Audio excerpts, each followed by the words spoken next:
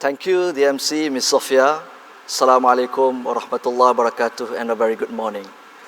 Welcome to the eNational Export Day 2020. It has been 2 fruitful days of our National Export Day 2020 with a theme on transforming crisis into opportunities. Today is day 3. We will proceed with another interesting panel discussion session entitled Identifying Market Opportunities for Business Growth. My name is Naim Abdul Rahman. I'll be the session's moderator. This session is taking place in a hybrid manner, whereby we have participants not only attending our session physically at Martrade Hall, as well as those attending online. Therefore, allow me to acknowledge presence of our Deputy Chief Executive Officers, Mr. Muhammad Mustafa Abdul Aziz and Madam Sharimatun, and all the senior management members who are present physically here at Martrade Hall.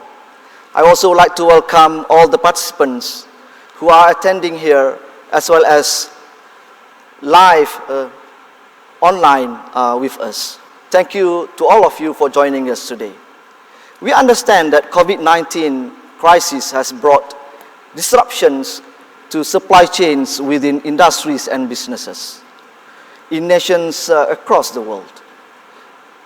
Business of pre-COVID-19 conducted in conventional ways is no longer business as usual. The future post-COVID-19 remains uncertain as the fight against it continues. However, there is always a bright side to the crisis for us to turn it into opportunities. We have brought in live 4 panel speakers who are also our trade commissioners based in countries of major trading partners. These countries are also among which that are badly hit by COVID-19 pandemic. Without further ado, I would like to welcome our panelists, Ms. Nurdiana Abdullah, our Trade Commissioner based in New York, United States of America. Madam Razida Hanim Razak, our Trade Commissioner based in Beijing, People's Republic of China. Mr. Muzaffar Shah Hanafi, our Trade Commissioner based in Chennai, India. And last but not least, Mr. Yusram Yusuf, our Trade Commissioner based in Jeddah, Saudi Arabia. Ladies and gentlemen, our Trade Commissioners, our panel speakers, will be deliberating the topic by sharing about the market updates of current as well as post-COVID-19 in their respective markets. They will be highlighting market opportunities arising in the new normal environments in their respective markets. I believe Malaysian companies are all eager to listen to presentations from our panel speakers, whereby they are waiting to identify business opportunities so that they are able to revive their exports endeavors as well as succeed in international trade. Without further ado, let us start our presentation from Ms. Nurdiana, and then it will be followed by Madam Razida, Mr. Muzaffar, and lastly, Mr. Yusram. Ladies and gentlemen, so without further ado, let me first introduce our panelist, Ms. Nurdiana Abdullah. Let me read her brief profile. Ms. Nurdiana has been our Trade Commissioner in New York since July 2018. Her market coverage is the eastern region of the US and Canada. She was previously posted to Martrade Paris, and she has been with Martrade for 15 years. Prior to joining Martrade, she was a banker. She holds a bachelor degree in business studies marketing from UITM. With that, I would like to invite again Ms. Nurdiana, our first panel speaker. So the floor is yours. Over to you, Ms. Nurdiana. Thank you very much, Naim. Very good morning and selamat pagi to all the participants who are able to join us this morning. I hope everybody are keeping safe during this time of inconvenience caused by this COVID-19. So let me begin my session today. Next, please.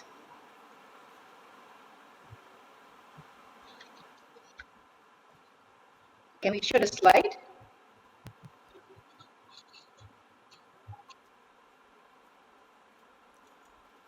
All right.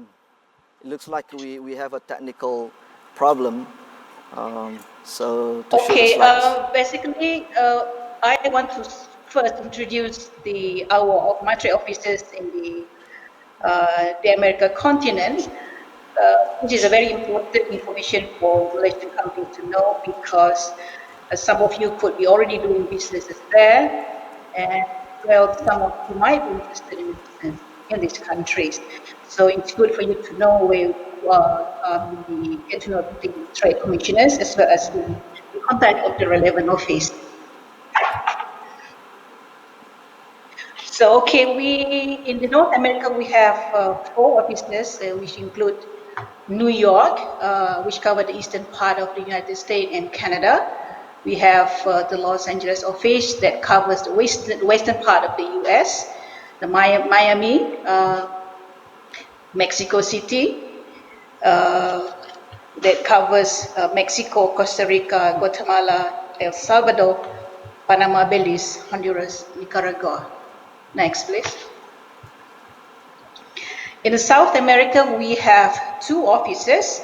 One in Sao Paulo, Brazil. The area of coverage is covering Brazil, Guyana, French Guiana, and Suriname, as well as in Santiago, Chile, that covers Argentina, Bolivia, Ecuador, Peru, Paraguay, and Uruguay.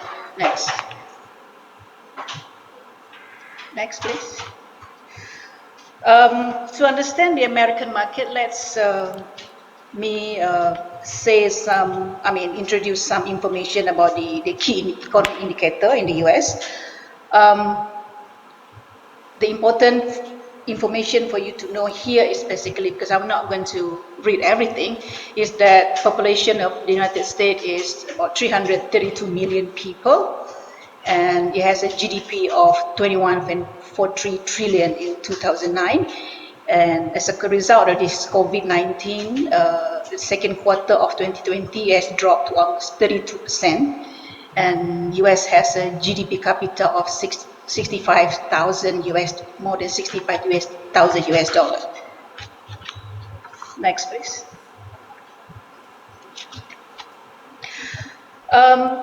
This chart is showing the performance of US trade for the past 5 years from 2015 to 2019.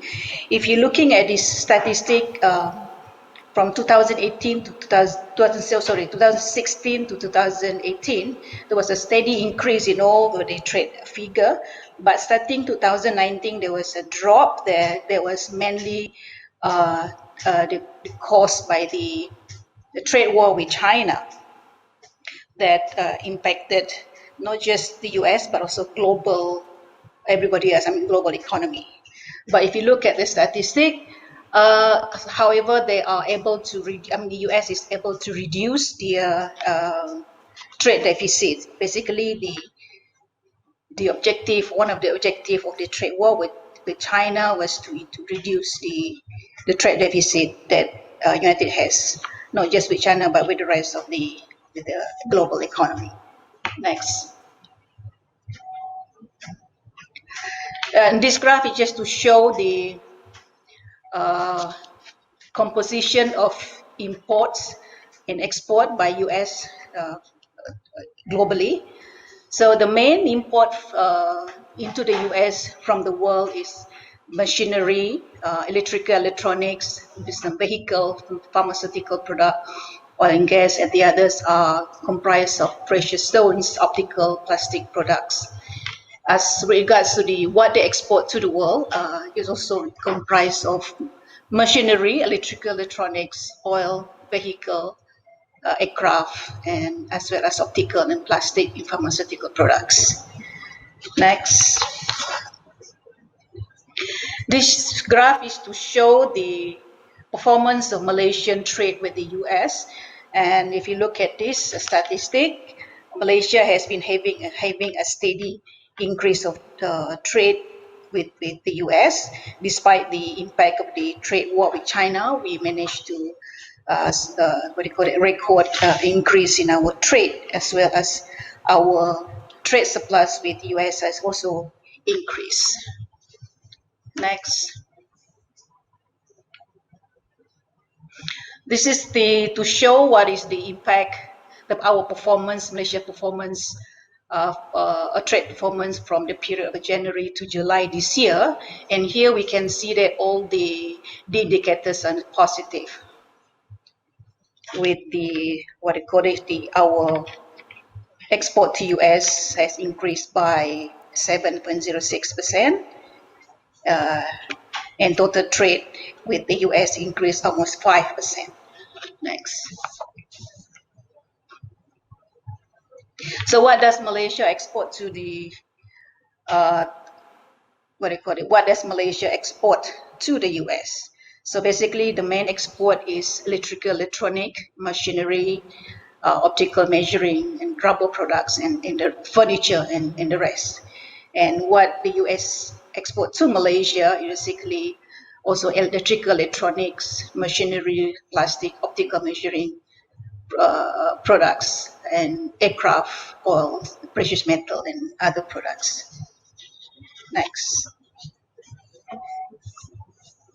And then now, why do you want to do business with the US? So first of all, United States is the largest economy in the world. It has a nominal GDP of $21.4 trillion.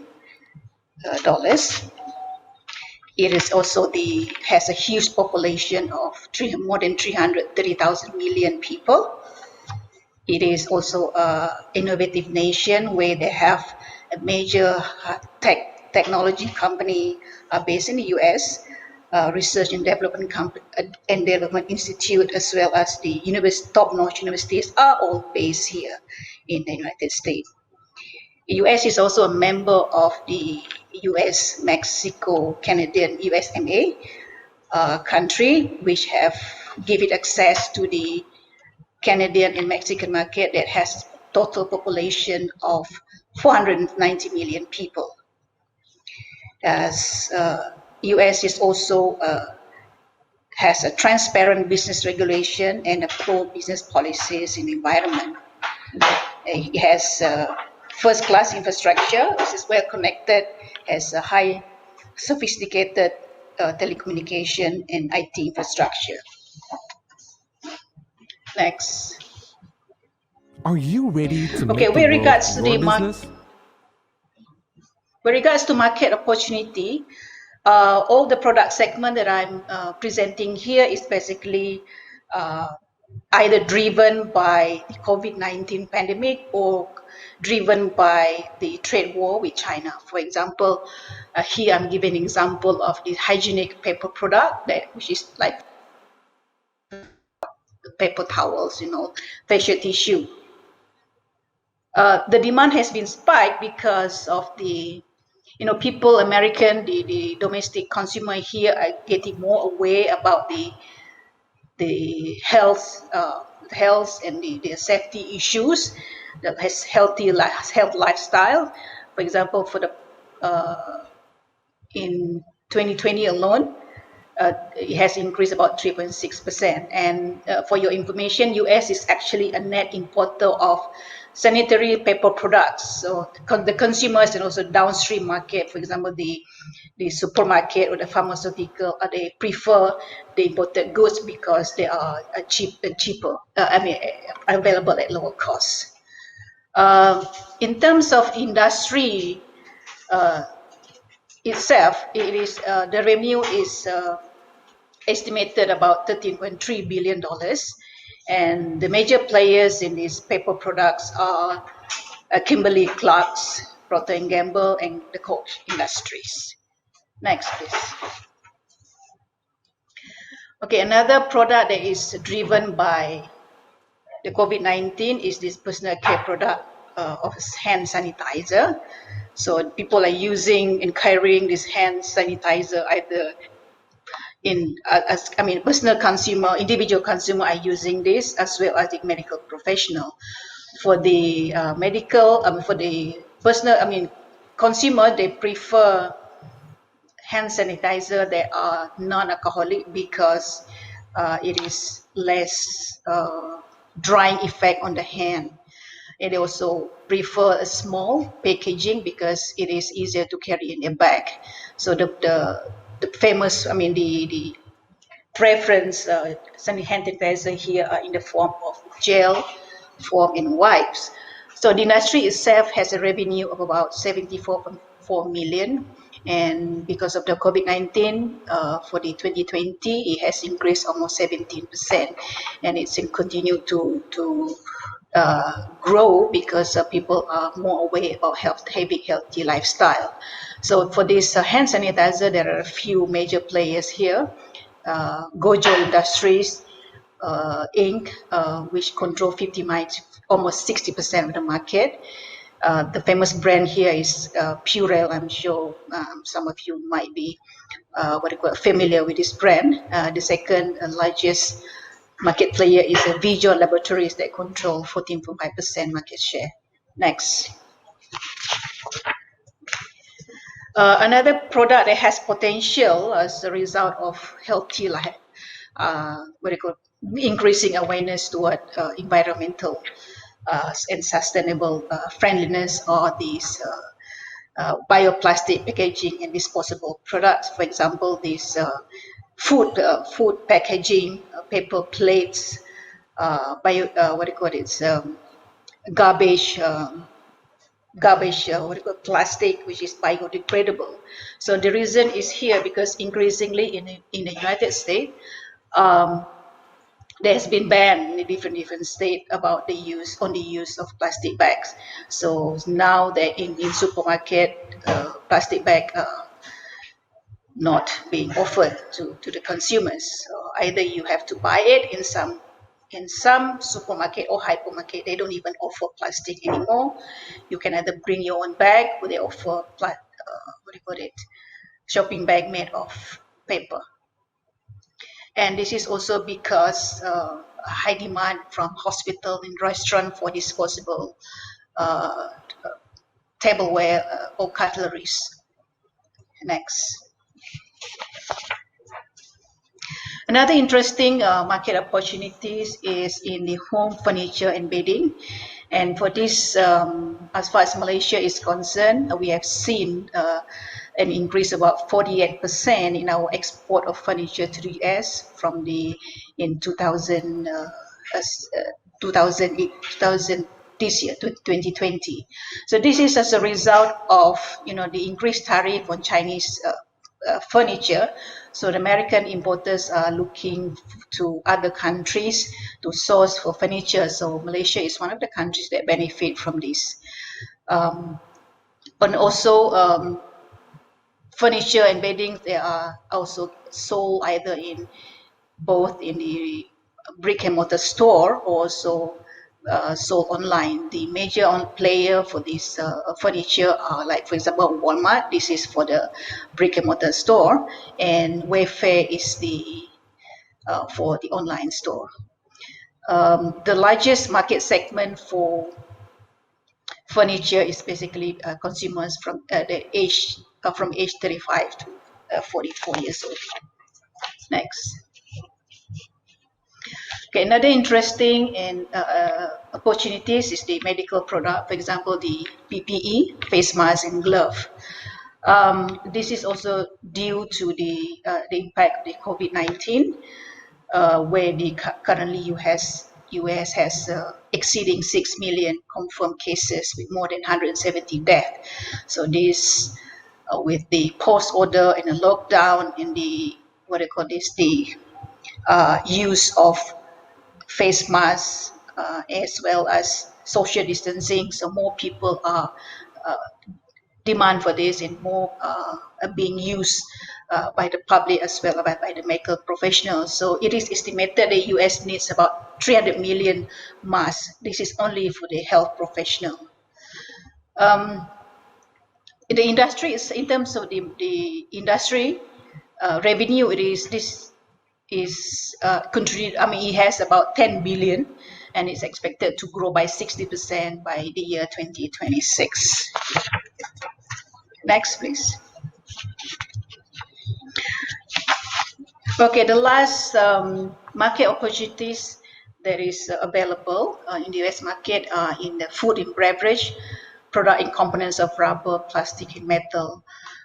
Because people are being locked down and they can't move from their house, in terms of food and beverages, they prefer smaller packaging because of the inflation. It spiked the price of food, so the consumers preferred food with high quality at a lower cost. For example, what they're looking for is the spices, condiment, frozen food, instant noodles, and seasoning. In terms of the demand for products of and components of rubber, plastic, and metal. This is mostly driven by the tariff imposed on China. So American manufacturers, they're looking for alternative for the important parts and components in this product category. Next. All right, since we have talked about the market opportunities in different product sector. Now let's talk about what are the key success factors that you need to know when you want to do, when you want to grow your business in the United States. First of all, you need to have very high quality and innovative and sustainable products. You also need to understand and comply to the business rules and regulation at the federal as well as the state level. Your product also need to comply to the labeling standard and certification that includes, for example, the FDA, the USDA, and the Consumer Safety Protection, CSCP. So your product must comply to standards and certification as well as labeling. You also need to have your informative and up-to-date website because normally potential customer or potential business partner, before they agree to uh, deal with you or have a meeting with you, they will do a background check. They need to know more information about you first. So this is very important to have a good and up-to-date and professional looking website. So I cannot stress enough about the importance of having up-to-date website. Another important factor, a success factor, is that you must have a prompt response and a good after sales service. So whenever you receive emails or inquiries, it has to be, it has to be answered in a promptly manner. Next, please. All right, let's talk about the key takeaways from this presentation, from my presentation. Number one is that US is a huge market. It has a big population, and it is a gateway to the Canadian Mexican market. So there's a lot of opportunities that you can explore and tap in the US market. Also, the China trade war in COVID-19, although it has posed many challenges, it has also created opportunities for companies to tap on. From the example that I've given you, Malaysia is one of the countries that has benefited from this. Another key success factor is that to take leads, market trade leads seriously. If you receive any inquiries, it is suggested that you should take this seriously by answering these inquiries promptly. And last but not least, leverage on Matrade's global presence, contact our offices abroad, as well as Matrade for any inquiries on any market opportunities or any inquiries on the rules and regulation that you are not familiar with, for example, how to set up a business in the US or in any other parts of the world, any other market that you are interested in. Okay, that is the end my presentation. Thank you very much. Thank you for your time, and I hope everybody is benefited from the information that I have shared. Thank you. Thank you, Ms. Nordriana, for her presentation. It is interesting to note that the US remains the largest economy in the world, despite China is tailing closely behind. It is also interesting to note there are still a lot of opportunities available for Malaysian companies to tap in the US. As mentioned by Ms. Nordriana, opportunities in healthcare and hygienic personal care products, medical products, home furniture, as well as green, sustainable, and eco-friendly products. So let us keep questions in the question and answer sessions later on. So let us move on with our panel discussion with the next panelist. Let us welcome Madam Razida Hanim from Beijing, China. She is one of the pioneer batch of Martrade. She joined Martrade in 1993. She was first posted as Trade Commissioner of Martrade Milan, Italy. She left for Beijing, China in March 2016. Prior to joining Martrade, she was with a forex trading company in Kedah and Penang. She received her Bachelor in Economics from University Utara Malaysia, Kedah. Without further ado, I would like to invite Madam Razida for her presentation. Over to you, Madam Razida. Thank you, Cik Daim Abdul Rahman. Bismillahirrahmanirrahim. Assalamualaikum. Selamat pagi. Sang Shanghao. I will be presenting my colleagues under the China and Northeast Asia. There are actually 8 of us here in these regions. Yeah? So from China alone, that we have 4 Martrade officers, which is Martrade Beijing, Martrade Shanghai. Can we go to the slide? Sorry.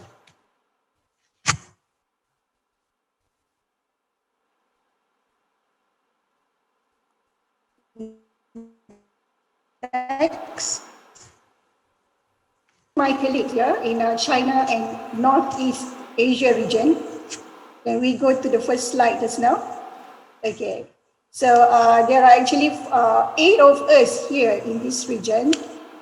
Basically in China, we have 4. In mainland, there is Martrade Beijing, Martrade Shanghai, Martrade Guangzhou, and also Martrade Chengdu. There is Tuan Syed Fairuz there in Shanghai. He is the thorn among the roses here with us. And then for the other part, Martrade Hong Kong, Martrade Taipei, Martrade Japan, and also Martrade South Korea. Also there, Mr. Inche Nigman is also the thorn among the roses. So you can see that the lady powers here in our regions there. We are 6 of us with 2 gentlemen. So okay, let me introduce you on China itself. Yeah. So I think everybody aware about China. China has the populations of 1.4 billion, which is the world's most populated countries. Yeah? So it is the largest of any countries in the world. And then China population is actually reached 1 billion in 1982. And basically 91.51% populations are Han Chinese, yeah? And then the minority is about 8%. So in terms of economy, China is a mixed socialist market economy composed of the state-owned enterprise, and the government has been reformed around in 1978 or earlier. And then since the beginning of 2013, we see that the shift towards increased state involvement in the economy. So let me run to you, through this the updates of the China economy as per 2019. Some of ranks. You can see is that China is the second largest of the world by nominal GDP, and then China has the world fastest growing major economy, which is about 10% over the last 30 years. And then according to IMF, on the per capita income basis, China has ranked 73 by the GDP per capita in 2018. So the list goes on, yeah? And then of course, everybody knows that China is the largest manufacturing economy and the exporter of goods, as well as the fast growing consumer market and the second largest importers of goods, which is the service products also. China is the net importer. So that goes to the next slide. So let me have give you a snapshot of the regions of Northeast Asia. So we have here Japan, Korea, Taiwan, as well as Hong Kong. You can see that all these countries here in the Northeast Asia has basically recovered from the COVID-19. China is the most with 85,000 plus cases, Japan with 71 cases. And then yesterday it was reported about 378 new cases here. And then South Korea has not reported any cases. Yesterday there are 21,000 and above, while Hong Kong about 4,800. And Taiwan is very small with 495 cases with only 7 deaths, and then yesterday they have 1 positive case. Yeah.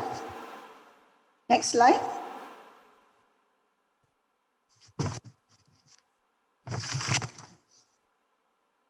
Okay. These four countries together with this China, the combined population is 1.6 billion. The total trade for 2019 has recorded about 167.57 billion. And then for the first half of the year 2020, we can see that the total trade with Malaysia for all these 5 countries is 64.82 billion USD. Yeah. So next slide, please. So this is the China major trading partner. So basically, China total trade in 2019 has recorded 4.57 trillion here, that register export of 2.50 trillion and import of 2.07 trillion. US has remained as China largest trading partners, and the two ways trade has total about 940.7 billion. While the other major trading partners are Japan, Hong Kong, and South Korea. Trade continued to be on China favor. China has posted about 295 billion trade surplus with the US, which is a little bit down compared to last year, which is about 323.3 billion in year 2018. For the first half of 2020, it shows that there is an increased overseas demand for the epidemic prevention supply in China. So it has jumped, for the textile product, which include the face mask, has increased about 27.8%, which is about 74.1 billion. And medical device has surged about 41%, which is 8.39 billion. And medicine increased by 5.6%, about 586 million. So this is the export. If you can see there, the export, China import from the world is electrical machineries, mineral fuels, machineries, opticals, and medical instrument, and so on. While they export also the electrical machineries, machinery, furniture, and bedding, as well as plastic, and so on. Can we move to the next slide, please?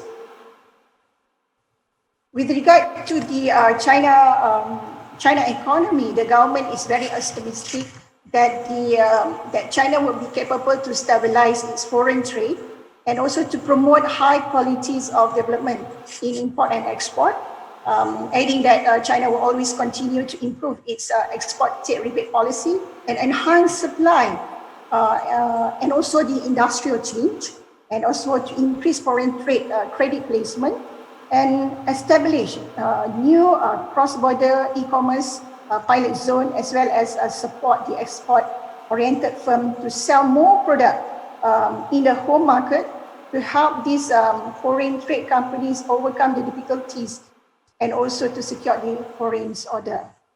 Okay, this is a Malaysia bilateral trade between Malaysia and China.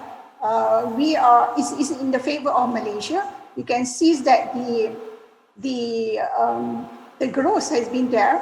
Even for January and July, all total trade growth is 0.7, but still positive on Malaysia side.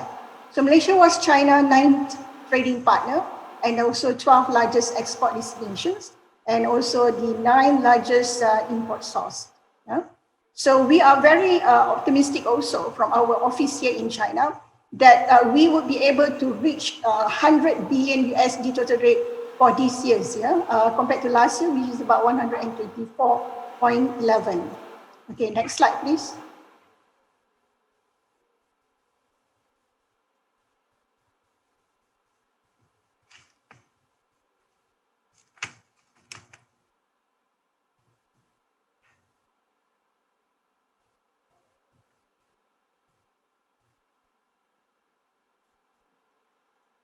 Okay.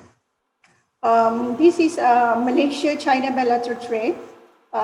This is what Malaysia export to China. We has been exporting electrical machineries, which is about 54%. Yeah, this is the big chunk of what we has been exporting into China, which contribute about 40.32 billion, followed by the mineral fuels and oil, which is about 90%, recorded about USD 13.81 billion, and so on. Yeah. While Malaysia major import from China is also the electricals machineries, which is about 27%, and also machineries, the 12%, and also the furnitures and bedding, which is contribute about 5%. Okay, next slide, please.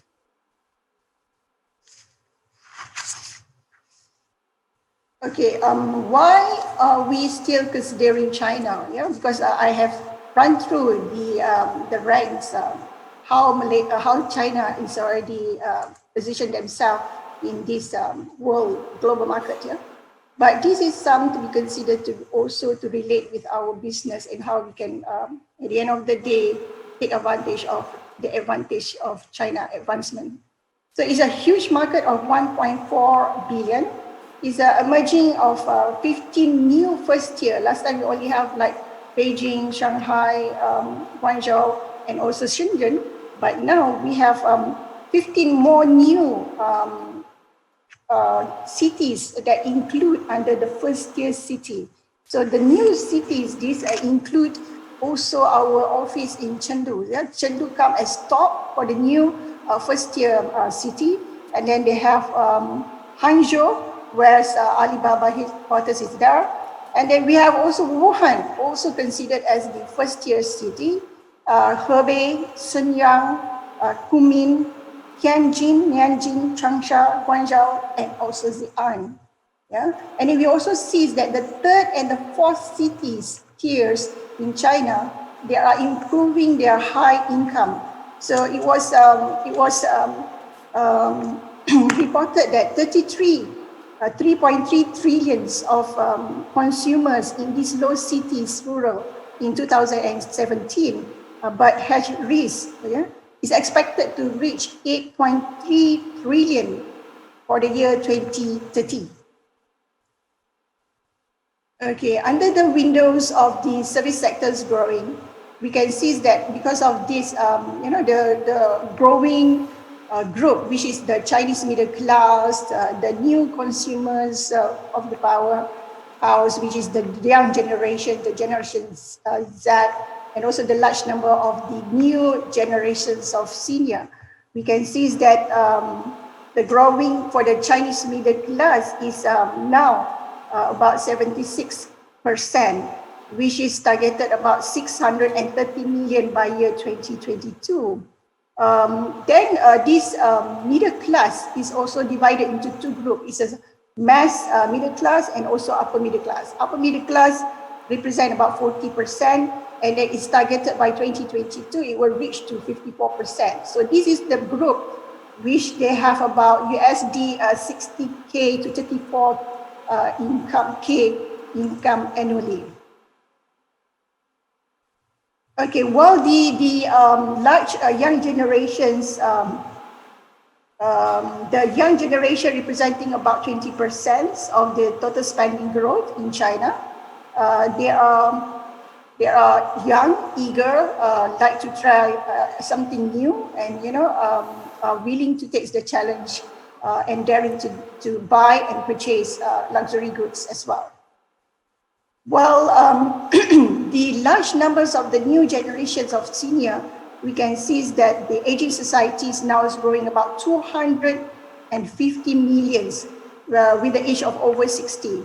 So then there are expected to be 487 million by 2050. This is the third of the total populations of China. Okay, this is everybody know and aware that the e-commerce markets in China is booming very, very fast and has been overtaking US. And then they are also, to support this, have introduced quite a number of the China Free Trade Zone. As of now, we already have about 18, yeah? So this is the 18 Free Trade Zone, which is start from Shanghai, was introduced in 2013. So it's, this approach is look at the approach that would like to show the widened reforms and further open ups of China to the world economic market. And then, of course, like we were saying just now, China is the world's largest importer nation. So they will be importing targeted 100 billions worth of foreign product for the next 15 years.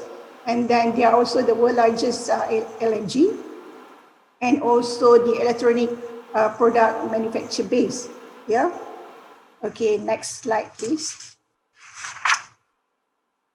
Okay, this is the market opportunity that I would like to share. F&B, seafoods, and palm oil.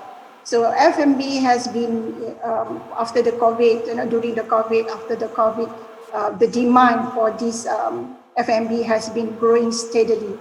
And then it's also the change of people behaviors towards COVID is more healthy, more nutritious, and then they are selecting what they are eating. So this is the segments that is growing now. So we can see that senior citizens also are coming in, and then they are also active online buying. You can see that, after the lockdown, everybody are forced to use online to order their foods, yeah, or any other things, not only foods, all their necessaries and daily things that they need. So you can see that not only young, but senior citizens also coming into this online platform. So Malaysia has been exporting F&B to China, a value of 2.42 billion, which is increased about 16.8%. And then we can see that for the first half of 2020, it dropped a bit. Yeah, it dropped a bit. But basically, this is because of the supply chain and also the logistic, which has been, the Chinese New Year's has started in end of January, and then there is, and then in March, Malaysia was locked down, and then a lot of factory also has been closed, has been stopped operation. Whereas in March here, the picking up of people buying online is booming, but Malaysia would not able to be supplied. So you can see the drops in the Malaysia foods into China.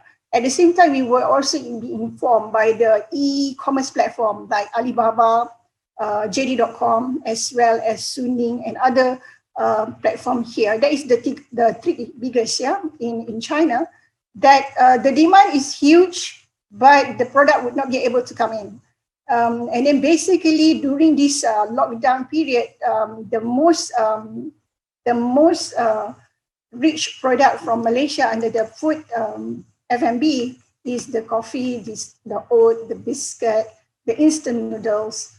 So this is the main product that was looking, because people need to stock a lot for during the lockdown. So China also is the world largest fish and seafoods. Yeah, so it's getting increase due to the rising middle class, the growing populations of young again, and then the increased domestic demand for the premium species, and also this also boosted by the economic growth, as well as they believe that imported seafood have more higher qualities and cleaner environment. So Malaysia has been exporting seafood to China, many years, and then we already have about 17 companies have been approved their plans for this. So I think we should be taking the advantage to have more plans of the seafoods companies that has been approved by the local authorities. Yeah.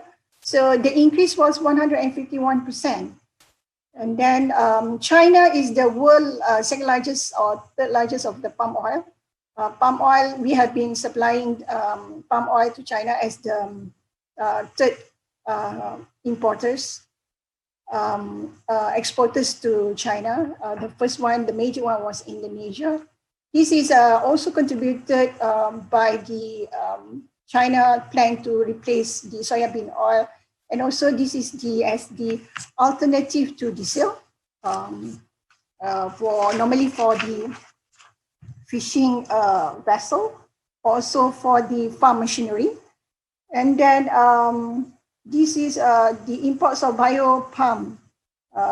There's also no policy yet in China. And also some of these ingredients for the palm oil is blended with other oil.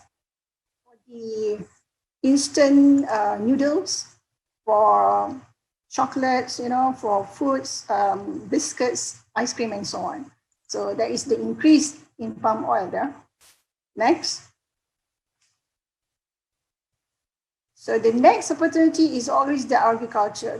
People are consuming more fruits, be it tropical fruits, be it fruits from the western side. And then for us, we have been approved 7 fruits by the Chinese government. What we can do here, to taking advantage of the China as the second largest importers of agriculture. I think we need to strengthen our market share, be it in bird nest, be it in durian. Yeah. So the last sale, during the lockdown, this was actually in May. The collaborations with Alibaba have seen that the durians has increased the 10-fold toward the end of March using the platform Meituan, Weimai, Alibaba. Yeah. And then for the honey itself, the demands have been, consumptions has been picking up. So it's by 2028, the domestic consumptions will pick up until 600 million metric tons. So Malaysia has been exporting honey to China, and then that increased by 453. And then we see now Madu Kelulu is all coming into the market, and then Bayu Kelulu is very aggressive in promoting and also using Matrade China to assist them further to gain market share in China. So next one. Okay, Malaysia has been exporting LNG to China. We are ranked number 4. And then just to update the audience that we have January 2020, during the pandemic, the early stage of the pandemic, we have managed to sign the contracts between Senergy Group's a long contract starting 2022 for the durations of 12 years. So this is between Petronas and the Synergy Group's Co Limited, with worth about 1.5 million tons. So this is the opportunity in LNG. And then we can see also crude oil is also picking up. China is the world top crude oil importers. And then we also have been ranked among the top suppliers to China. Next, please. Okay, in terms of the plastic resins, we can see that the urbanization in China city, they are promoting the fast development of infrastructures and housing industry, which this has matched China market with these plastic resins. Yeah? So we know that China plastic resin industry is the largest, but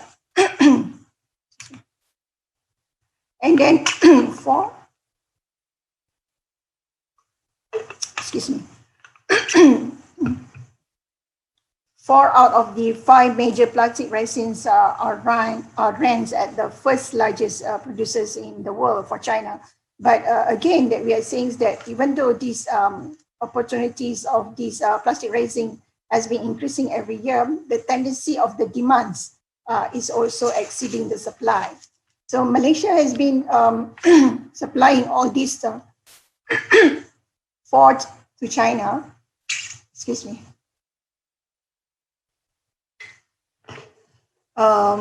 So we hope that we can also increase further our market shares in this export of the plastic resin into China market.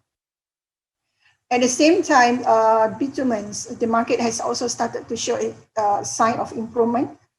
Chinese importers are back in the market to prepare for the construction season. And then this normally it will pick up in March, but because of the lockdown, we see a lot of vessels have been stopped. And then also Malaysia company also having problem to send bitumen. And at the same time, while having these constructions, they also have for the road constructions activity, which will also start to pick up. We see that Singapore has been supplying a lot to Shandong, which arrived in June this year. So I think this is also a great opportunity for Malaysia. And then there are also collaborations actually between China and Cambodia. They are doing a road in Cambodia which passes the 3 countries there. So the export of bitumen would potentially increase for Malaysia. Next. Okay, in terms of semiconductors, e-commerce, and if this is the thing that I already mentioned just now, this is also the area that participants, company might want to have a look as well, taking advantage of the e-commerce and if design. And then semiconductor industry has continued. This is because of the drive with the autonomous driving, artificial intelligence, the 5Gs, and also Internet of Things is happening greatly here in China. And then under the e-commerce, you can see that it's the world's biggest e-commerce and also the fastest growing e-commerce market in China. Grab the opportunity. We have so many platforms here, be it live streamings, short video, to really utilize this platform to really promote your product into the mass. Okay, the FTZ across several different regions also have helped to volatile the market and also with the local economy. Okay, next slide, please. So this is finally my the last market opportunities that we try to bring forward for China. China has become the world the world's second largest beautiful market.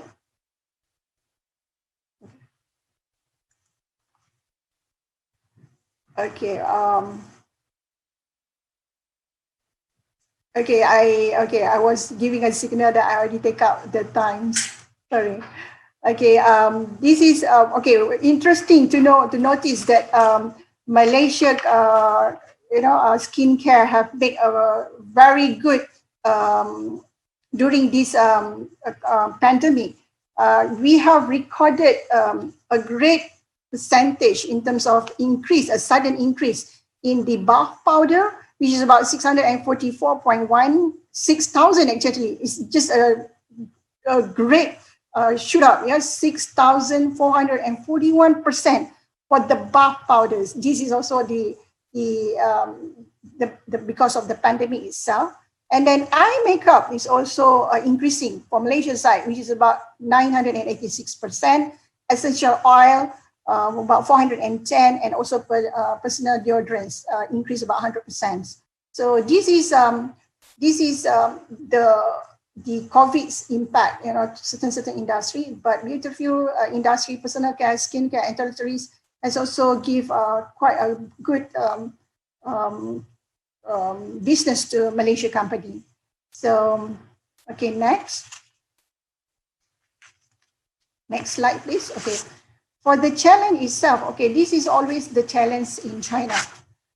We have the language different, we have the culture different, again, the bureaucracies, again, the competition is becoming very, very stiff. Everybody wants to come into the market. Everybody wants to share same piece of cake here in China.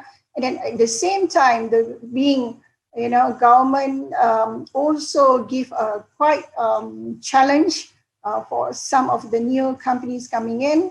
And then intellectual property, which is the big hoo-ha from US and China on this, yeah, and also the administrative part. But again, with all this obstacle itself, with China economy continue to grow and open for foreign company. So it's in China, everything is possible, yeah, but nothing is easy. So this is true, and it's still here, it's still here in these periods of digitalization. So what we would suggest, make market research. We have a lot of big data here. We have IoT here, which will really help you to really see how you can position into the market. And then try to bring more innovative product, because you can see that all the competitors are trying to have more new launch product into the market. And then price competitive is there. So think again how you could be able to to play with the price. Right partner, we are here for you to assist importers and distributors, and also so on. Yeah. So next. So this is just to share the Malaysian major brands in China and companies. Okay, next. This is Malaysian major company also in terms of investment. Okay, next. So Chinese way of interpreting the crisis, Weiji, opportunity embedded in crisis. So don't waste any opportunity brought about by a crisis. Yeah. So we next. So we are here. All our team are here. Please contact us. So thank you. 谢谢你. Thank you, Madam Razida. She has taken some extra time to complete her presentation. But I believe she has a lot of interesting information to share with us. That's why she has taken some time to complete her presentation. Anyway, she has highlighted some interesting trends taking place in China at the moment. I would say of post-COVID environment.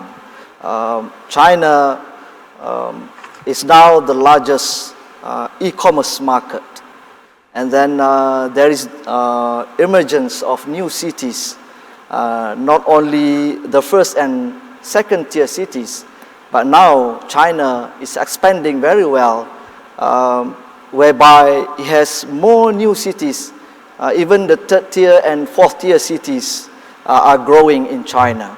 So these are all trends that pose a lot of opportunities to Malaysian companies. And we all know the fact that China is not only the largest, but also the world's fastest growing consumer markets in the world.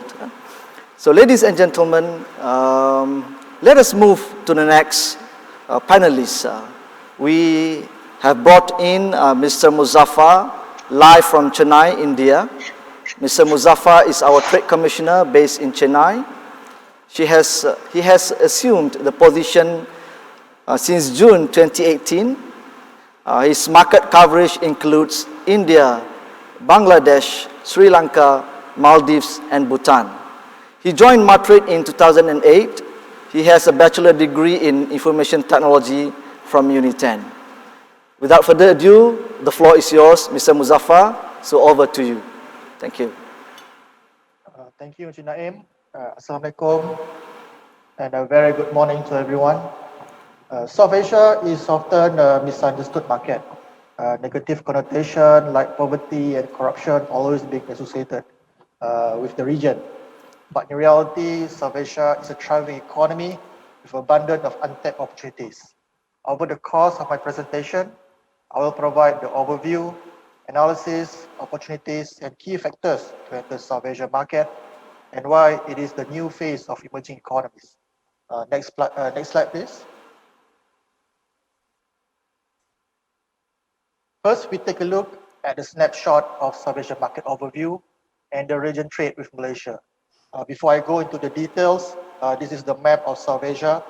It consists of 8 countries, the major economies of the region such as India, Pakistan and Bangladesh, the island nations of Sri Lanka and Maldives, the post-war recovery country, Afghanistan, and the landlocked Buddhist nations of Nepal and Bhutan. Next slide.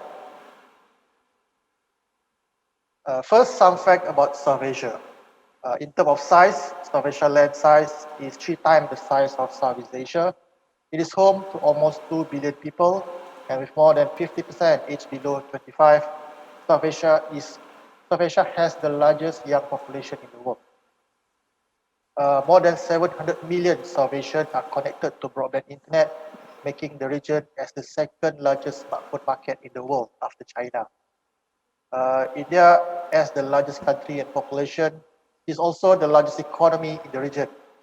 Bangladesh has consistently recorded the highest GDP growth for the last few years, and according to World Bank, Bangladesh GDP growth was around 8% last year. With GDP per capita of $19,200, Maldives is the wealthiest country in South Asia, thanks to its booming tourism sector. Now let's take a look at the market characteristic.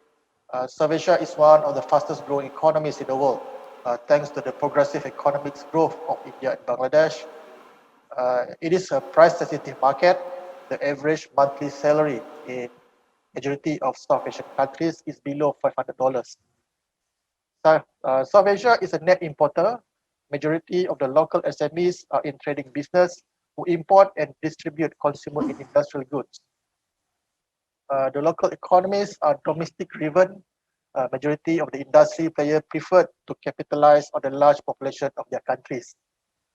And protectionism is normal practice among South Asian governments. The imposition of trade barriers can be short notice and unpredictable.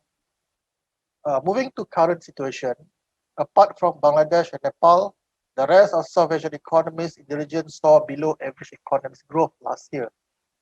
Despite the declining trend, overall South Asian exports were strong against the weak domestic demand. Geopolitical conflicts such as the situation between India and Pakistan and the recent border conflict between India and China continue to hamper the potential of South Asia. The US-China trade war creates an opportunity for major South Asian economies like India and Bangladesh to become China's substitute for manufacturing outsourcing, especially in garment and textile. And the COVID-19 pandemic is greatly affecting the economies of South Asia. India is now the second most infected countries with total of 4 million cases. South Asian economies continue to slump due to lockdown orders and suspension of trade activities, including import. On the way forward, attracting FDIs will continue to become the main focus for most South Asian countries. Many South Asian countries are now offering attractive investment package and also developing special economic zones. For the last 5 years, major South Asian economies have started to embark on self-reliant economies plan. The goal is to utilize the one advantage that they have, which is the huge pool of manpower to drive the region to become net exporter.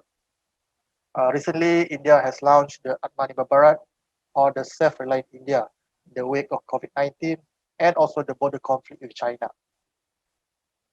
As part of the effort to attract FDI, many South Asian governments are now aggressively upgrading their digital infrastructure.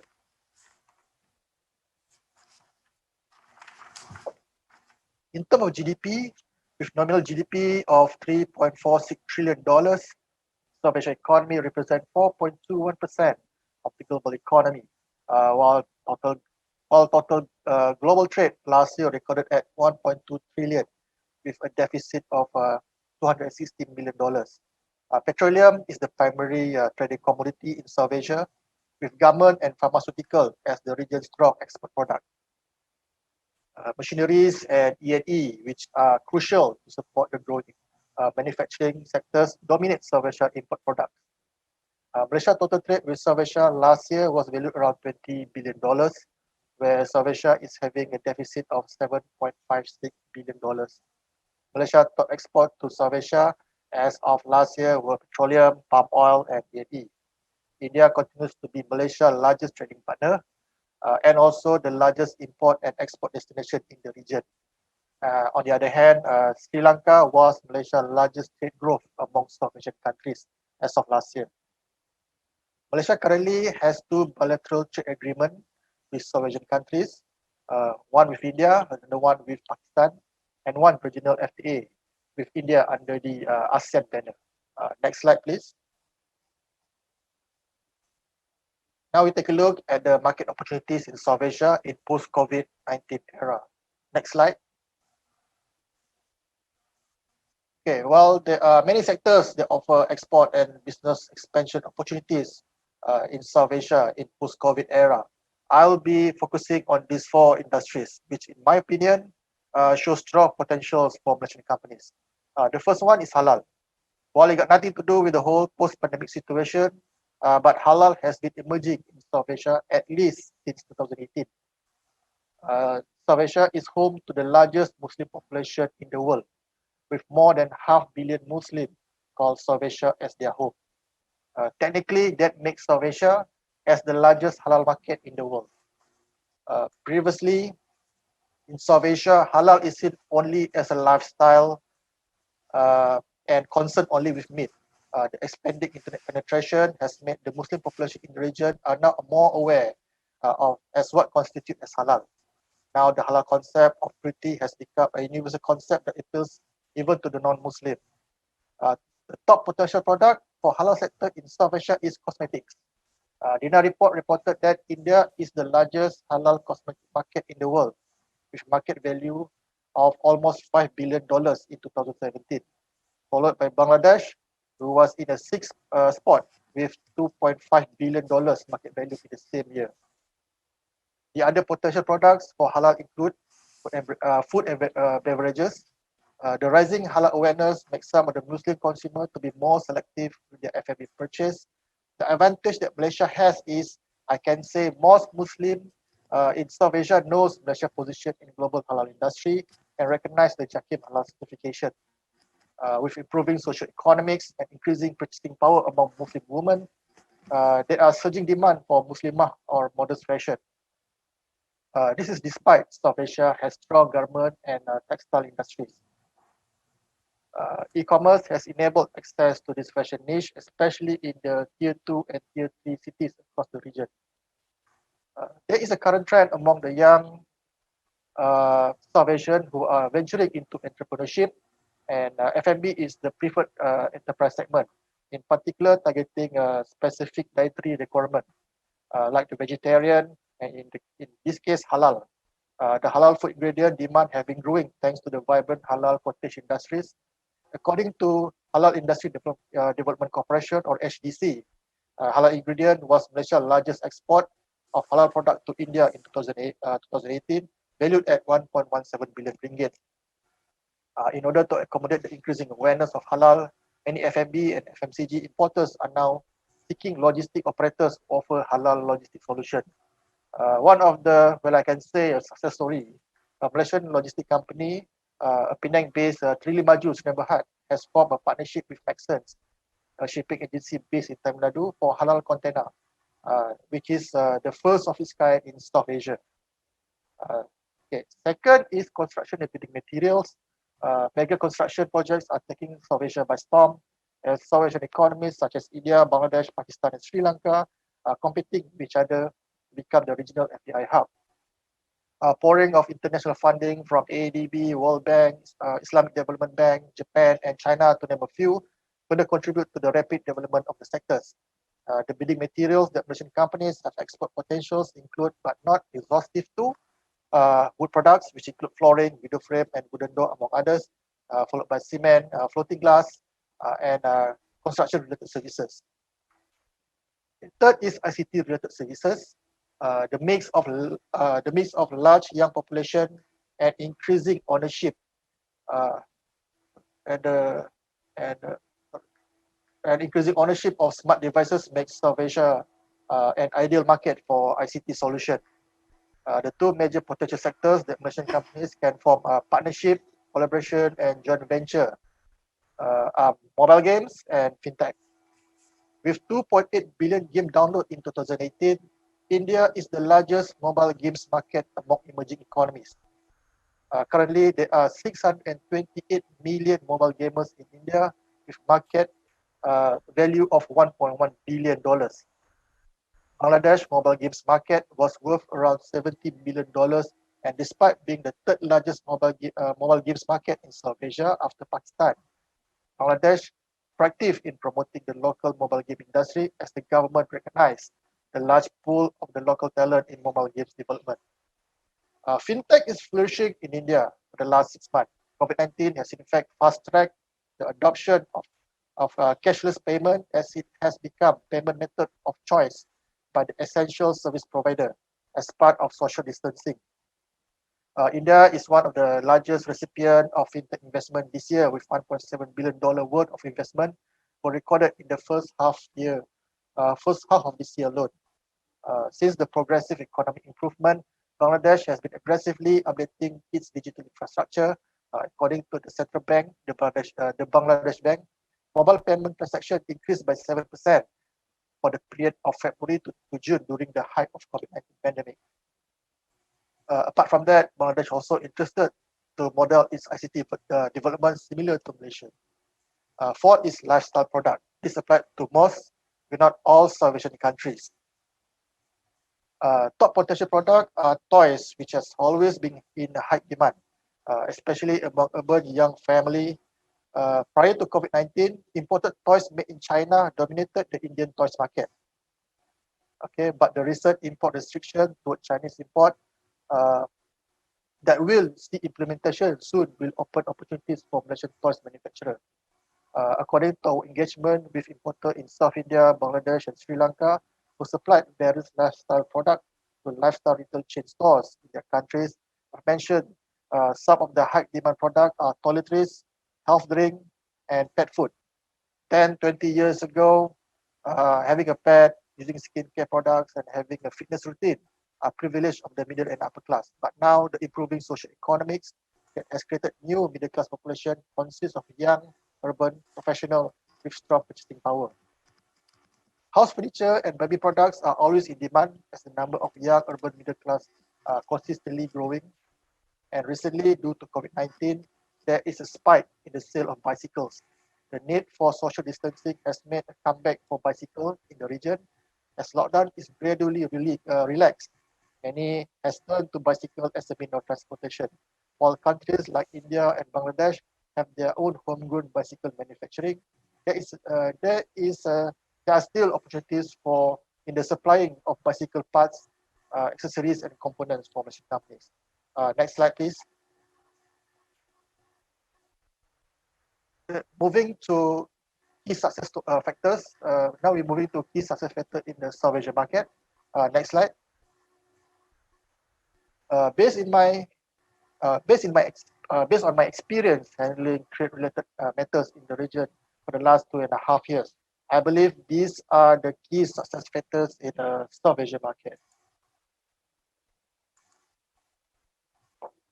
The first one is you need to have a market entry strategy.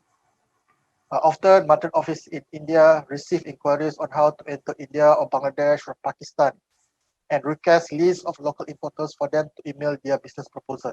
In our opinion, it's not an effective way to start your business expansion in South Asia. South Asia is huge, and a single state of India alone can have a double the population of size of Malaysia. So start small and target a specific entry market. You can target a state or even a city as your first entry to South Asia market. To assist you with the market entry strategy, you can always leverage on market at the regional office in KL or market office in India. So once you already set on the entry market, you need to commit on consistently visiting the market. There's no market report that you can buy or webinars, seminars, or sharing of experience that can give you the accurate information about your product potential.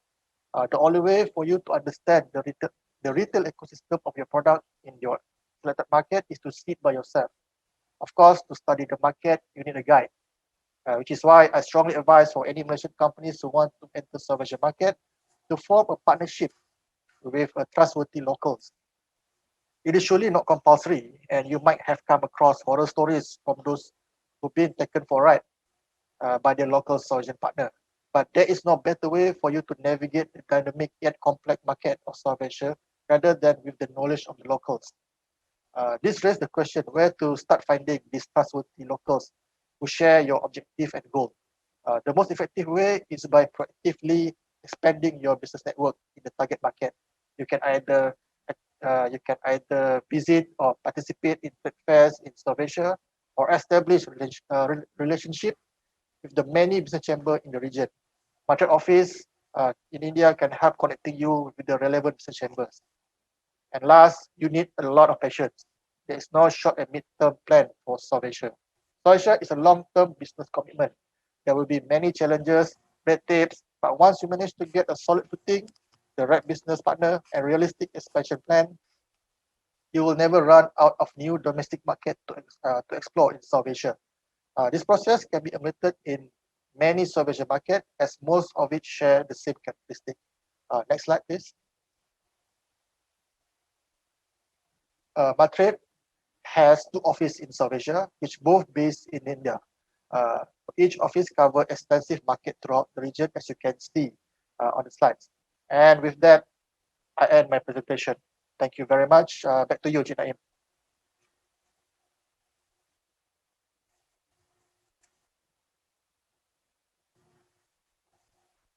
Definitely is one of the fastest growing economies in the world. Mr. Muzaffar shared in his presentation, the region holds the largest Muslim population, which poses opportunities for halal products and services. Besides halal products, Mr. Muzaffar also shared with us that there are opportunities for construction and building materials, ICT-related services, as well as lifestyle products. Ladies and gentlemen, these are opportunities that should be tapped and taken or seized by Malaysian companies. So we have come to the final presentation by our Trade Commissioner. We have the 4th and last presenter, Mr. Yusram Yusof, our Trade Commissioner based in Jeddah, Saudi Arabia. Mr. Yusram joined Matrade in 2006. He has been our Trade Commissioner in Jeddah since 2018. He was previously posted to Jakarta and Sao Paulo. Prior to joining Matrade, he was with TV3 and Multimedia University. He has 2 bachelor degrees one in Southeast Asian Studies from University of Malaya, and the other one is in law from UiTM. He has a Master of Law from International Islamic University of Malaysia. Without further ado, I would like to invite Mr. Yusram Yusuf, our Trade Commissioner based in Jeddah, Saudi Arabia, for his presentation. Over to you, Mr. Yusram.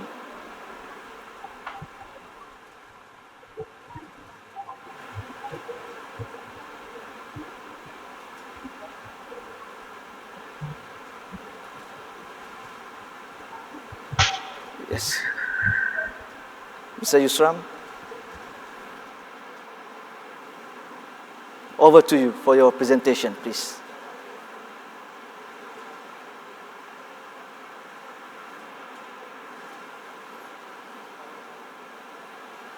It looks like we might have a connection problem to connect with our office in Jeddah. So yeah, it is back now. So yes, Mr. Yusram, the floor is yours. So please go ahead with your presentation. Thank you, Encik Naim, for introduction. I'm Yusram Yusuf. I'm based in Madrid office in Jeddah for the past 2 years. Ahlan wa sahlan, kaifa halak, as they say here in Saudi Arabia. Please, next slide. My presentations, the outline of my presentation will cover 4 main subtopics. I'll be touching a bit about MENA markets, focusing on Saudi Arabia, followed by market opportunities, latest update about COVID, and some challenges and key consideration in doing business in this region. Next slide, please. Altogether, there are 20 countries actually covered by 4 Madrid offices located in Dubai, Doha, Jeddah, and also Cairo. Our Dubai office responsible for Bahrain, Iran, Iraq, Kuwait, Oman, and Qatar. While our office in Doha looking after Qatar. For Jeddah, which is under my purview, we also, beside Saudi Arabia, we also cover Algeria, Egypt, Jordan, Lebanon, Libya, Morocco, Palestine, Sudan, Syria, Tunisia, Yemen, and Western Sahara. Quite a big number of countries, followed by our office in Egypt. Next slide, please. Some snapshots about MENA markets, population about 457 million, representing almost 66% of world populations in terms of GDP growth. Last year, MENA recorded 3.701 trillions. This year, it is expected the GDP will contract by 4.2%, and 2021 will expand to 2.3%. In terms of total export, this region contributed 1.102 trillion US dollar. This region also one of the largest contributions of oil and gas production.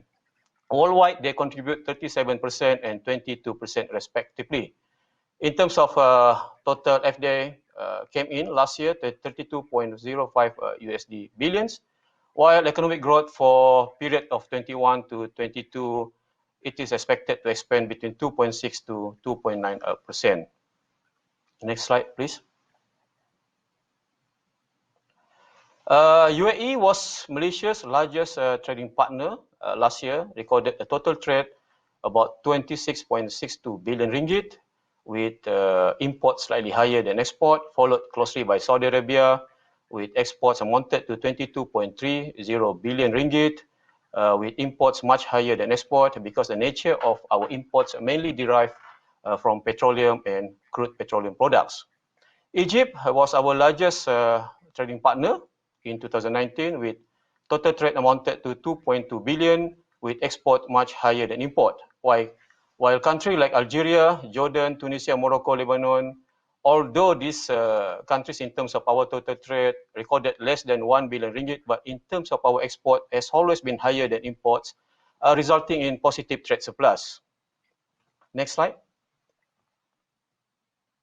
Now I'll be focusing on Saudi Arabia.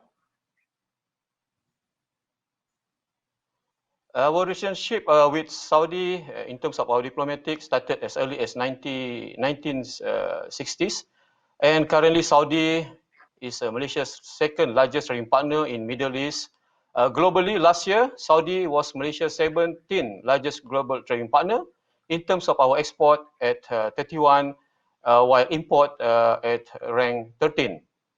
In 2017, there was a big delegation from Saudi Arabia led by King Salman. Similarly, last year, our Yang di-Pertuan Agong visited Saudi from 12 to 14 July 2019. During the visit of King Salman in 2017, next slide. Okay, there was 9 agreement between Malaysia and Saudi Arabia signed in economic and technical cooperation, investment cooperation, scientific and cultural, and also security cooperation. Next slide. Okay, one of the most significant collaboration was between Petronas and Saudi Aramco, which is the largest oil and gas company in Saudi, to develop a refinery and petrochemical project in Rapid Pengerang amounted to $7 billion. Next slide. Some key economic data for information. Capital of Saudi is Riyadh, while Jeddah is the commercial city. In terms of land area, Saudi almost 7 to 8 times larger than Malaysia. Population-wise, Saudi has 34.8 million, while Malaysia 32.4 million. The unique thing about population in Saudi, almost 1/3 of its people represent foreign workers, mainly coming from Middle East and also ASEAN countries like India, Pakistan, Bangladesh, Sri Lanka, Philippines, Indonesia, and also a sizable number of Malaysian professionals currently working in this country. GDP, Saudi recorded almost double than Malaysia at $786.5 billion. In terms of GDP growth, Saudi posted 0.3 while Malaysia registered 4.3. GDP per capita almost 50,000, while Malaysia close to 30,000 US dollar. In terms of total trade merchandise, Saudi marginally lower than Malaysia, 396.1 billion, while trade in services, Saudi recorded 99.2 billion, while Malaysia 84.3 billion US dollar. Next. For the past 5 years, we can see from the slide, our total trade actually grew strongly from 10.95 billion recorded in 2015 to 22.3 billion ringgit registered last year. In terms of our exports, it was averaging between 3.37 billion to 4.24 billion, while our imports expanded strongly from 7.53 billion in 2015 to 18.81 billion registered last year. This is due to the nature of our imports, mainly derived from crude and petroleum products, including chemical, where the price actually fluctuated depending on the global oil prices. For the first 6 months this year, compared to the same corresponding period last year, our exports increased slightly to 2.16 billion from 1.75, while our imports slightly reduced to 9.01 compared to 10.96 billion ringgit recorded last year. Next.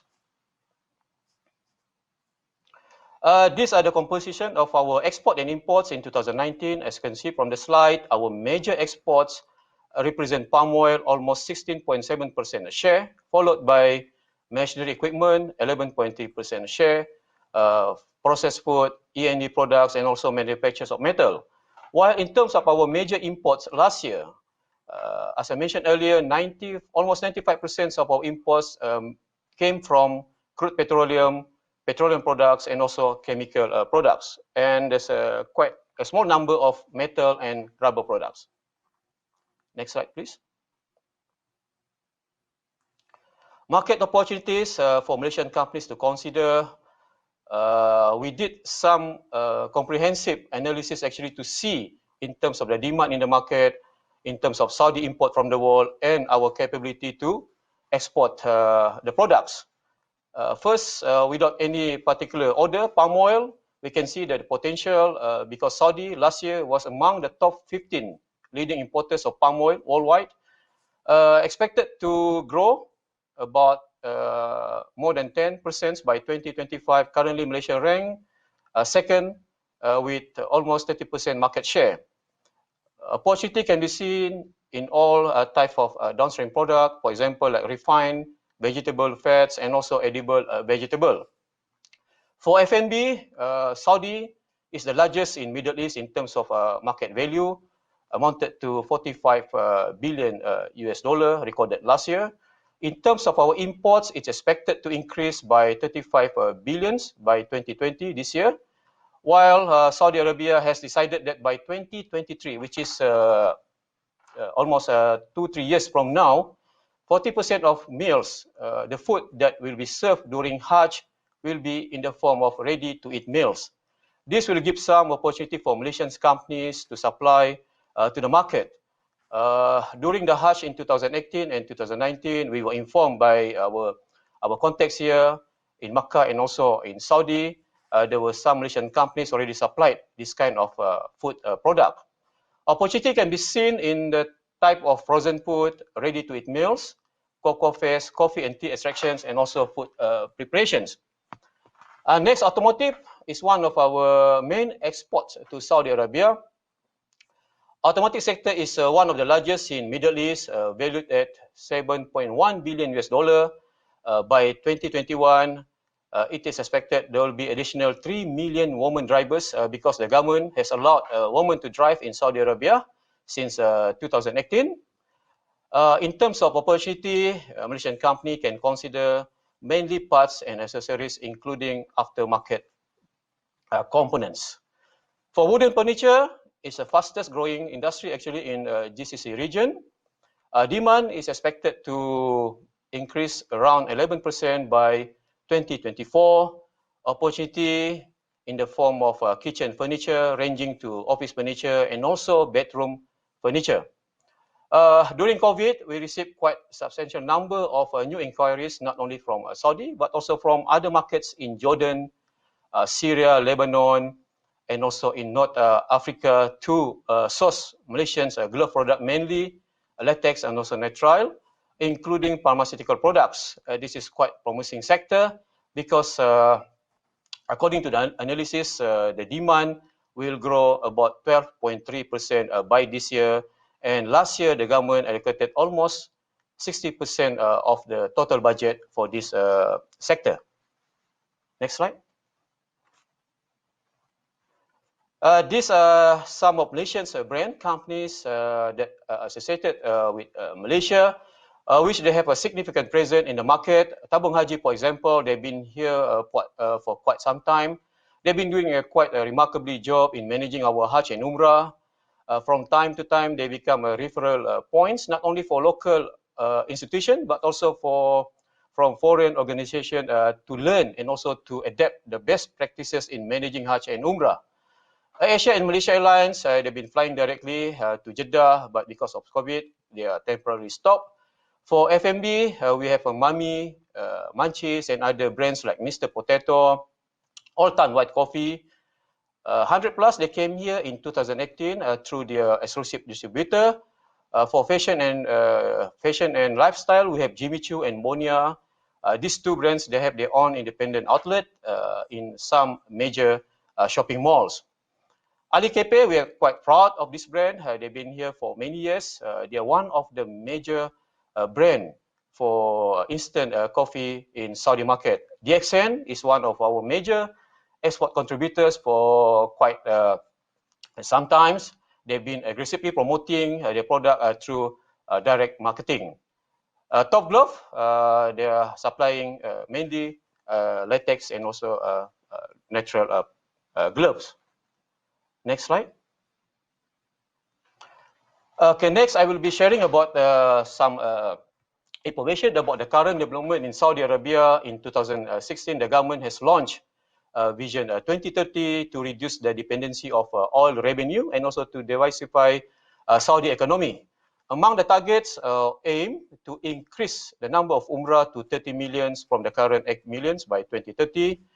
The government also aims to increase the women participation in workforce to 30% from the current 22%, while in the oil and gas industry, localization will be increased to 75% from 40%. GDP to be expanded by 5.7% from the current 3.8%. and by 2030, Saudi aims to list at least 5 local universities to be among the top 200 universities in the world. Next. Latest update about COVID. Iran has the highest number of COVID cases, approaching almost 400,000 cases, with above 20,000 deaths, followed by Saudi Arabia, above 300,000 cases, with approaching 4,000 deaths.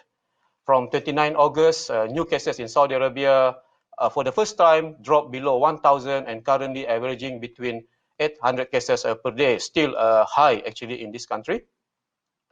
While Qatar, Egypt, Kuwait, Oman, and UAE recorded below 200,000 and 100,000 cases respectively. In terms of economic impact, as you may aware that all major countries in MENA, such as UAE, Saudi Arabia, Egypt, and Iran, they recorded a fall in their Q2 GDP, while Dubai Expo has been postponed to next year. Saudi Arabia also reported a lost income from Hajj and Umrah, almost 13 billion US dollar, while Egypt and Iran, there was a spike in unemployment rate, about 10.3% and 16% respectively. In terms of government supports, UAE and Saudi Arabia government has allocated about 27 billion US dollar and 32 billion US dollar to support and also to revive the domestic economy, including some financial support for SMEs and local employees. For Egypt and Iran, there was a kind of financial support being given by IMF. Next slide, please. Challenges and key consideration in doing business in MENA. I'll be sharing a little bit about the challenges. Last year, UAE was ranked among the top in the world in ease of doing business, followed by Bahrain, Morocco, Saudi, Oman, Jordan, and Qatar. All these countries were ranked among the top 80 in the world, while countries like Sudan, Iraq, Syria, Libya, and Yemen, due to the current unstable situation because of political and social unrest, these countries were ranked among the lowest in the world. Next slide. Arabic is the main language in this region. All records, contract, agreement should be written in Arabic, although English translation is allowed. But when it comes to trade dispute or disagreement between parties, the agreement that written in Arabic shall prevail. In terms of work and business permit and obtaining a visa, the process can be daunting. A lot of necessary regulations that required to be obtained from different respective authorities. Generally, all countries in MENA, they have very stringent custom regulations. Quite often that we receive a complaint from Malaysian companies, which they have faced some hurdles actually in importing and all in terms of exporting their products. Dispute settlement quite prevalent in this region because there are certain provisions and regulation which is still unclear, and then most likely that if you have any cases in this region, it takes up to several years to find the solutions. Different technical standard from time to time. There's a changes in policy at any time without giving adequate notice to companies. Next slide. Some considerations in doing business in MENA. This is the general points that I've listed here without any particular order. Physical presence is very important when one considering to establish business in this region. For example, in Saudi Arabia, we advise you to spend time, resources, to invest and also to understand better about the market prior to your investment. Most of the countries in these regions are mainly influenced by the Muslim heritage because they are Islamic country, and the application of Islamic law is quite dominant in all aspects of the government system, including their daily life. We strongly advise to work closely with local partner. For example, in Saudi, Basically, the local prefers to do business with people that they know, and there's a good understanding and trust in the relations. Saudization policy was introduced in 2016, whereby all companies, either local or foreign companies, they are required to employ Saudi citizens in certain sectors and also in some positions. Understanding the role of hierarchy, these markets, there's a clear separations between the top executive, the one that will be doing the decision making, and those the supporting staff. Next slide. What to expect and also the future of economic outlook in MENA post-COVID, except for Egypt.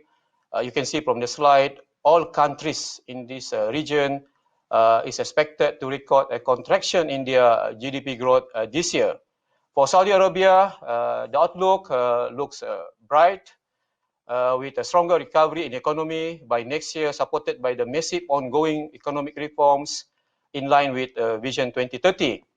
For UAE, as the largest global logistic hub, because of COVID, there's ongoing disruption in supply chains, which will impact its income.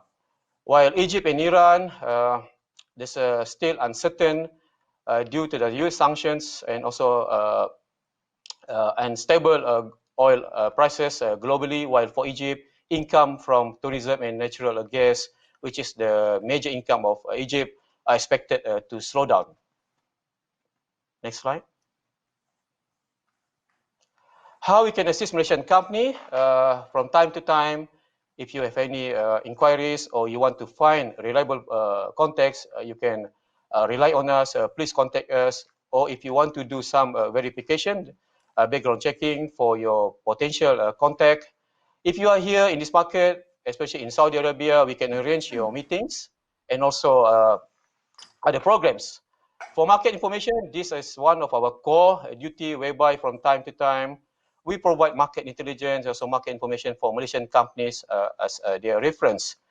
During COVID, we did quite a number of engagement with suppliers and also new contacts, not only in this Saudi Arabia, but also other markets in MENA. We did quite a number of virtual meeting through online. Next slide. Okay, I come to the last slide of my presentation. As mentioned earlier, we have 4 officers covered this region. Our Trade Commissioner in Dubai, Mr. Omar, assisted by Mr. Swardi, responsible for those markets listed here. You can contact them anytime for market under my coverage. You are welcome to email me, and also our marketing officers in Doha and Cairo, they are ready to assist you whenever that you need them. Thank you for your time. Assalamualaikum, ahlan wa sahlan. I hope that you give some insight in doing business in this region. Thank you. Assalamualaikum. Salam. Thank you, Mr. Yusram, for the sharing. Middle East and North Africa region, or MENA, which includes Saudi Arabia, definitely is another potential market that Malaysian companies should look at to expand their exports and businesses. Ladies and gentlemen, Mr. Yusram has shared in his presentation some interesting points whereby Saudi Arabia has now taken some economic reforms to liberalize its economy. This liberalization of economy in Saudi Arabia has turned into some opportunities for Malaysian companies. He mentioned opportunities in the areas of food and beverage, automotive products, healthcare, as well as wooden furniture. He also shared with all of us about do's and don'ts and issues that are regularly faced by Malaysian companies when they want to do business in Saudi Arabia. So, ladies and gentlemen, this information shared by our panel speakers, our trade commissioners that we have brought in live from New York, Beijing, Chennai, as well as Jeddah, are all very important and very informative. And I hope it benefits all of us today in participating in today's session. Ladies and gentlemen, now we move to an interactive session. We will open for question and answer session, and I believe we have received a number of questions which are addressed to respective panel speakers, and our panelists are ready to answer to all the questions asked by our participants. Can we have the first question, please? All right, we receive the first question from Ms. Rafida. This question is addressed to Ms. Nurdiana. As a fashion designer or as a fashion entrepreneur, I am interested to expand my business to the United States of America. Can you advise me whether USA is a good market to explore, and how can Matrade assist me? Yes, Ms. Nurdiana, this is your question, please. Yeah, over to you. Thank you, Mr. Naim. With regards to opportunities in exploring market growth, I would say that there is opportunity, but it really depends on what are the product that is being offered by this company. It depends on whether it is women's wear, men's wear, or is it children's wear? Because each segment requires different platform or different approach, for example. But in general, one of the ways that to penetrate the market is through participation in a fashion trade show, which we were supposed to participate this year, a fashion show called Coterie. But nevertheless, because of the COVID-19, the physical trade show was cancelled, and instead it was replaced by the a virtual digital trade show. So now the way forward for digital trade show, for the promotion of export is basically one of the ways is a digital trade show. It is something that companies should really explore, and it is the way to do business in the future after this crisis caused by the pandemic. So my answer to that, yes, there is a market here in the US. Like I said, it depends on your market segment. The product niche that you are offering. All right, thank you, Ms. Nurdiana. Thank you, Ms. Nurdiana, for the answer. All right, can we have the next question? All right, we received this question from Mr. Muhammad Herman Haminuddin. It is meant for Ms. Razida.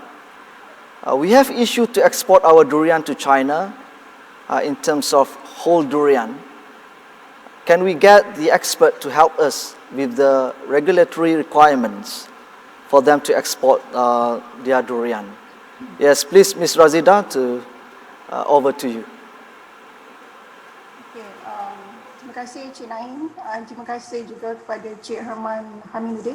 Thank you, Cik Herman Haminuddin, for the question. Can you hear me? Cik Naim? Yes, okay. Yes, go ahead. Basically, the issues here, we have an issue to export durian. What is actually the issues here? Because it's actually two parties here, back home and also here in our market. So back home, company needs to communicate directly with departments of agriculture in terms of standard, and then basically you have to register with DOA, Department of Agriculture. Once you are registered, they will do a check at your site, and then there is a question, evaluation, assessment that you need to fill in, and then from there, they will send to the GACC, the custom site here in China. So they will have the audit check, by the Chinese side to your plantations. So this is the procedures, and then basically that is the process in terms of certifications that you have to comply both with DOA and also with the China side. So the process sometimes it takes more time, sometimes 1 year or more more than 1 year. Yeah, because they have to come to Malaysia to do the auditing. And then after you have complied this, you have to ensure that for whole durian, we don't have the approval for whole durian fresh, but we have the whole durian frozen now from the Chinese government. So you have to comply with the, the frozen, what you call these temperatures. So you have to frozen the fresh fruits to negative 80 degrees. And then during the shipment to China, you have to, stabilize the temperatures negative 18. So that is the requirement from this side. So that is basically what I can explain here. But for more information, you can share your email. Then I will link you to DOA, Department of Agriculture in Malaysia. And then here we can see what is your problem. Is it with the port? If you have a problem with the port, it's good to have a freight forwarder to do the clearance for you. Or you can also talk with your importers on how the process on the port side. So market is here to promote your product at whichever platform that we have. Yeah, I hope that answer your question. Thank you, Ms. Razida, for the answer. So I hope that Mr. Muhammad Herman has obtained the answer clearly. And then you can again ask Ms. Razida by dropping her an email to ask her further on the question. Can we have another question, please? All right. We have a question from Ms. Siti Sofia, and it is for Mr. Muzaffar. The question is, thank you for great market insights, Mr. Muzaffar. May I know briefly how big is pets market in Chennai? Specifically, what is the most product demand, or product the most? The product mostly demanded in Chennai. Yes, Mr. Muzaffar, please, over to you for the answer. Thank you, Ms. Sophia, for the question.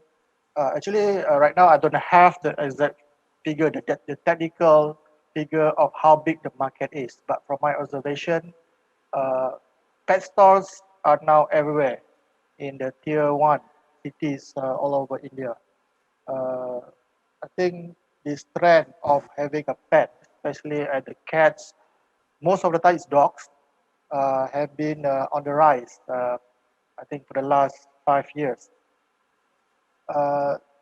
In terms of demand, every time we receive, the reason why I put pet food in my slides as one of the potential products is because we receive quite a number of inquiries about pet food from South India, Sri Lanka, and also from Bangladesh as well.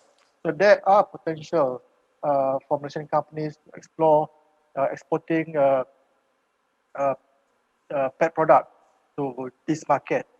In terms of what the most product demand, of course, is the pet food is highly in demand, followed by accessories like toys and all that. But I think the gap between pet food and the other related pet products are very huge gap.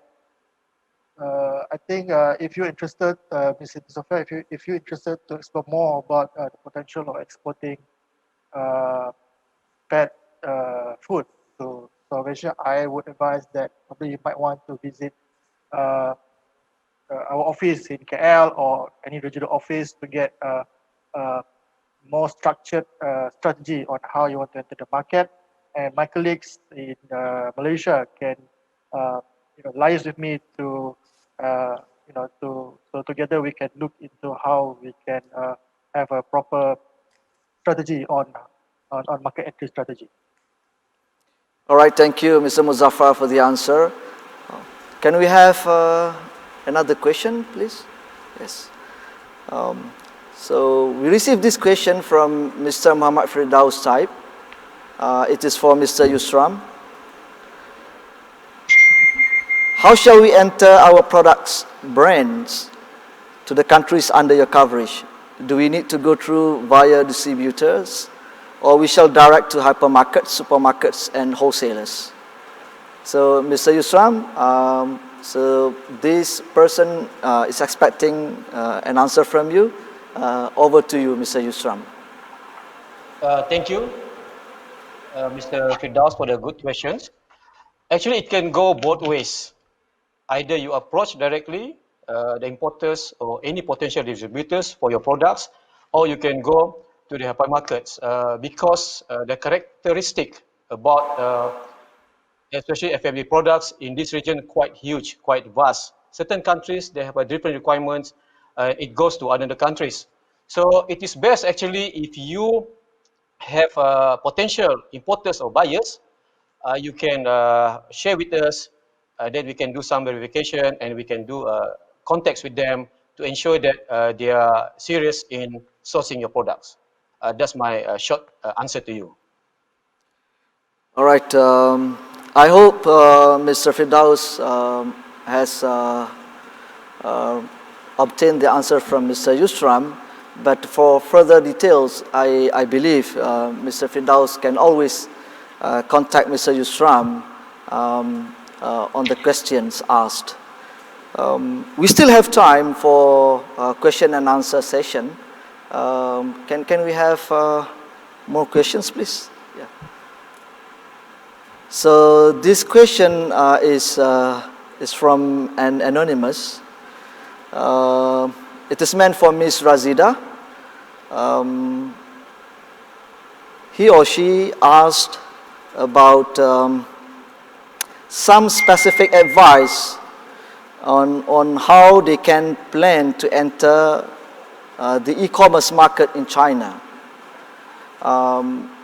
They gave examples in terms of what type of suitable Malaysian products that they can do or they can market in e-commerce markets in China, the choice of marketplace, and how to overcome customs requirements or logistic issues in China. So, Ms. Razida, please, you may answer this question. Okay, thank you very much, Chennai, and also the person who posed the question. Basically, for e-commerce platform, it's wisely for you to have a range of product from FMCG, the fast-moving consumer product. So this is the good range of product that would really leverage the e-commerce platform. Yeah, and then you are saying, please outline some of the specific advice. Yeah. Okay. Actually, the e-commerce platform in China, there's a huge. It's more than 5,000 e-commerce platform. You know, the big one is the Alibaba, JD.com, and also they have Suning.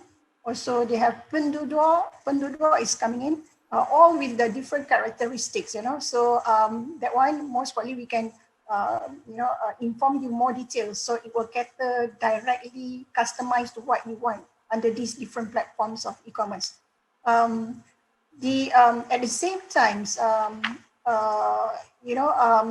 we have been working closely with a Malaysian company who has the collaborations with Alibaba, with JD.com, Suni.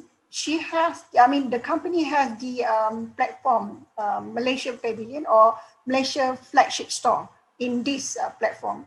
So you can leverage this company. She's basically based in Shanghai, but she also has a setup in Malaysia.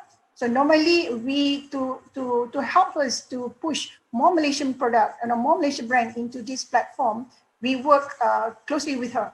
And then we will give a list of all these product to the company. This is Jim Bauman company. They have the whole teams, the whole system, warehouse, to ensure that your product is suitable, your certification is suitable, and then your logistic, your warehouse is all taken care of this Jim Bauman. It's a Malaysian company, but they have their setup in Shanghai, aggressively assisting a Malaysian company. So we have communications with the Jim Bauman in Shanghai recently. So during the COVID, the demand was so huge, but we were not able to cater. So being, these agencies who pushing more Malaysian product is stressful, because the demand is there, but we would not be able to bring in the product. So what would we suggest? Please contact Jim Bauman. They have an office in Malaysia. You may contact our e-trade unit. Our e-trade team to introduce to Jim Bauman, and then to have this, your product introduced to them and see what are their advice on your product. Basically, they have all these big data that will help you to see where you can position your product in the market. And then at the same time, you would I would suggest that you also contact this butterkitchup.com. We have been working also with butterkitchup.com. They are actually doing the live broadcast, promoting new product into China market. So go live streaming, using the Weibo.com, using the WeChat platform, and then to get the response from the consumer. This is the one way to get the big data and how you improve your product positioning, because China is not, one product that fits all, throughout China. Different cities will have different requirements and also taste. So this platform will give you direct input on what is the feedback on your product, and then it viral much more bigger, in this platform. Thank you. All right, thank you, Ms. Razida, for the answer. Can we have one last question? Yeah. So the last question comes from Mr. M.K. Leong. Basically, this question is meant for all our panelists, but I will decide which panel speaker will be answering this question. But the question is, what is your advice to Malaysian companies so that we are able to assist the companies to increase their exports, let's say to United States of America, so particularly for lifestyle products such as furniture. So I would like to ask Ms. Nurdiana, our TC in New York, to answer this question. Yes, Ms. Diana, over to you. Okay, thank you. Thank you, Mr. Nayan.